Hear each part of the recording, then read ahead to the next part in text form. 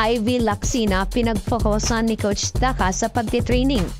Royce Tubino magiging lethal sa pagkadagdag sa CMFT. At sino maging kapalitan ni Tolentino sa pagkawalan ni Viray?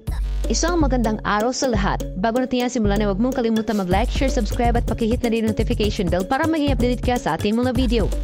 Naging puspusan na ang training ng Next Led Chameleons dahil sa papalapit na conference this February. Makikita nga sa training kung gaano pinagtutunan ng pansin ni Coach Taka si Ivy Lacsina. Mukhang hindi na nga babalik pa si Ivy Lacsina as middle blocker dahil kung mapapansin ninyo sa uploaded videos and photos ay nasa outside hitter pa rin ito pinapapwesto ni Coach Taka. Dahil nga dito ay medyo naghihinayang nga ang mga tagahanga nito dahil mas effective nga rin talaga si Lacsina pag nasa middle position. Pero knowing Coach Taka na mas nahahasa nito ang kanyang players na muling ibalik ang kanilang forms. Like kung paano niya ibinalik ang isang Eagle clone na si Joanna Maraginot sa dati nitong forma. Let's wait kung paano ito hasayin si Ivy Lacsina as deadly outside hitter ng players sa PBL. Samantala sa kabilang dako, sa pagpapalakas ng CMFT sa kanilang roster ay tuloy na nga ang pagpasok ni Royce Tubino as deadly spiker ng Titans. Magiging lethal nga ito para sa kapunan ng mga ubi at dito nga makikita kung paano ito dalhin ang team into podium finish at papahirapan ng ibang kupunan sa PVL. Sasamahan ito si Rondina upang maging ka-diagonal ito as outside hitter ng CMFT.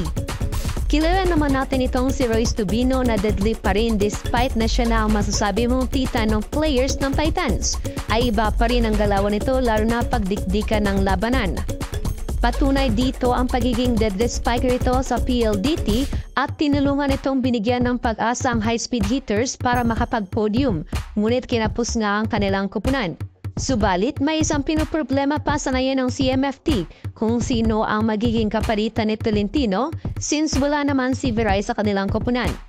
Anim nga sa ngayon ang open hitter ng koponan. Andyan si Rondina, Tubino, Molde, Cheng Arocha at Mindres. Ang tanong, sino kaya sa kanila ang magpaparaya upang maging opposite spiker? Kung iisipin natin ay sure na sa posisyon si Rondina at Tubino since sila naman talaga ang consistent sa kanilang posisyon simula pa dati. Samantala, si Cheng may injury pa at si Molde naman ay hindi pa makakalaro this conference dahil sa minor injury na nakuha nito last conference. Ang nakikita kong possible na i-convert as opposite ay si Mindres since si Arocha ay mas pwede siya maging service specialist dahil sa good defense nito pag nasa likuran. Si Mindres nga ay isang all-around player na pwede mong i-convert into deadly opposite spiker. Mapapanatili pa kaya ng Titans sa kanilang posisyon as silver medalist na nakuha last conference o matatabunan na sila ng ibang club teams? May say ka ba dito? I-comment mo na yan.